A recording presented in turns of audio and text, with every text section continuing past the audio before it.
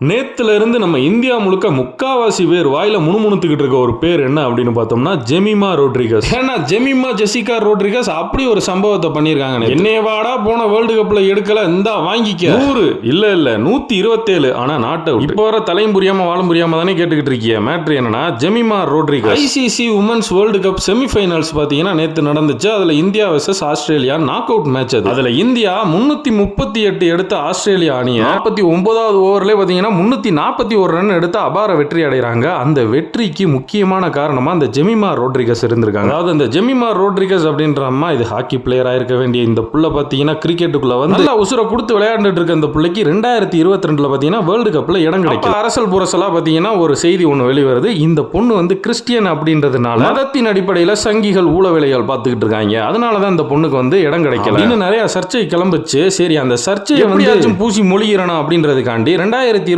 இப்ப நடக்கிற இந்த உலக கோப்பையில பாத்தீங்கன்னா ஜெமிமா ரோட்ரிகஸ் ஸ்குவாட்ல எடுக்கிறாங்க. இது பேட்ச் ஒர்க் பண்றது. ஆனாலும் பாருங்க விளையாண்ட அந்த பிளேயிங் 11ல அவங்களுக்குன்னு ஒரு ப்ராப்பரான ஆர்டர்லாம் கிடையாது. ஒரு மேட்ச்ல 4வது வருவாங்க, ஒரு மேட்ச்ல 3வது வருவாங்க, ஒரு மேட்ச்ல 5வது வருவாங்க. அதுலயும் ஒரு மேட்ச்ல பெஞ்சில் உட்கார வச்சுட்டாங்க. இப்படி இருந்தாலும் ஒரு படத்துல ஒரு டயலாக் வரும். அதாவது நான் ஜெயிச்சிருவேன்னு சொன்னா கேட்க மாட்டாங்க, ஜெயிச்சிட்டு சொன்னா கேட்பாங்க அப்படின்ற மாதிரி கிடைச்ச சான்ஸ். அதுவும் பக்காவா தேவையான இடத்துல செமிஃபைனல்ஸ்ல நாக் அவுட் மேட்ச்ல அந்த புள்ள வச்சு செஞ்சு விட்டுருச்சு. ஏன்னா அந்த புள்ள செஞ்சு விட்டுருச்சு அப்படி இப்படின்னு மரியாதை இல்லாம பேசுறேன்னு நினைக்காதீங்க. ஒரு உரிமையோட சொல்றேன், ஒரு தங்கச்சி மாதிரி. இப்ப ஜெமிமாவுக்கு பாத்தீங்கன்னா 25 வயசு. அவங்க கிரிக்கெட்டுக்குள்ள நுழையும் போது அவங்களுக்கு 12 வயசு. மும்பை மகளிர் அணியில இணைறாங்க. அப்படியே விளையாண்டுட்டு வந்த அவங்களோட முயற்சியால இந்தியன் சீனியர் அணியிலையும் இணைஞ்சு 2022 வேர்ல்டு கப் நடக்கும் போது செம்ம ஃபார்ம்ல இருந்த ஜெமிமாவை ஸ்குவாட்ல எடுக்கல. அதுக்கு முக்கியமான ரீசன் இந்தியாவுக்கே தெரியும். அதான் சங்கி கூட்டம். அதாவது ஜெமிமா ஜெசிகா ரோட்ரிகஸ் இருக்காங்கல்ல, அவங்களோட அப்பா இவான் ரோட்ரிகஸ் கிறிஸ்டியானிட்டி ரிலேட்டடா அந்த ஜெப கூட்டம் இந்த மாதிரிலாம் கூட்டிட்டு இருந்ததுனால அவர் வந்து மத மாற்றம் கூட்டம் அப்படி இப்படின்னு கும்மால அடிச்சு இந்த சங்கி கூட்டம் அந்த பொண்ணு அந்த ஸ்குவாட்ல எடுக்க விடாத மாதிரி பண்ணிட்டாங்க. அப்ப யாரெல்லாம் இந்த ஜெமிமா ஜெசிகா ரோட்ரிகஸ் ரொம்ப தரக்குறைவா, அதாவது மதமாற்று கூட்டம் அப்படி இப்படின்னு கும்மால அடிச்சு பேசினாங்களோ அதே வாய் இப்ப இன்னைக்கு பொழுந்துகிட்டு இருக்கு சங்கி கூட்டம். ஆமா தெரியாம தான் கேக்குறேன். டே சங்கி மூத்தர குடிக்கல, திறமைக்கு முன்னாடி எதுக்குடா மதத்தை தூக்கிட்டு வரியா? அந்த பொண்ணு 127 ரன் அடிச்சு அந்த செமிஃபைனல்ஸ்ல நாக் அவுட்ல ஆஸ்திரேலியா மாதிரி ஒரு டீமை வெற்றி பெற்று அந்த பொண்ணு மைக்ல பேசும்போது சொல்றாங்க, அந்த பொண்ணு வணங்குற ஜீசஸ்க்கு நன்றியை சொல்லிட்டு லாஸ்ட் வேர்ல்டு கப்ல நல்ல ஃபார்ம்ல இருந்தும் நான் நீக்கப்பட்டேன். இந்த வேர்ல்டு கப் சீரீஸ்லயும் எனக்கு கண்டினியூஸா வாய்ப்பு கிடைக்கல, அதனால நான் தினமும் அழுதுகிட்டு இருந்தேன் அப்படின்னு அந்த பொண்ணு பாத்தீங்கன்னா ஜெயிச்சதுக்கு அப்புறம் அழுதுகிட்டே சொல்லுது. போஸ்ட் மேட்ச்ல அந்த பொண்ணு கண் கலங்க பேசினதை பார்க்கும்போது உங்க மூஞ்சியெல்லாம் எங்கடா வச்சிருந்தீங்க சங்கியலா?